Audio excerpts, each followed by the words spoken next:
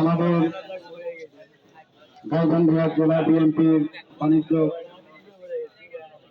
শিল্প সম্পাদক শহীদুল ইসলাম রাজা ভাই ভালো বক্তব্য দিয়েছেন।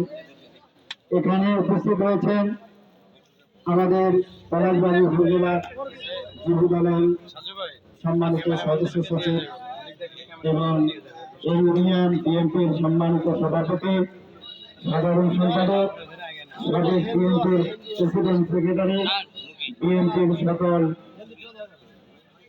আমাদের সিনিয়র নেতৃবৃন্দ, ছাত্রদল, যুবদল, কৃষক দল, শ্রমিক দল, সকল অঙ্গ সংগঠনের নেতা কর্মীদেরকে জানাই আমার গাইবান্ধা জেলা কাঠি দলের পক্ষ থেকে আপনাদের আন্তরিক শুভেচ্ছা অভিনন্দন।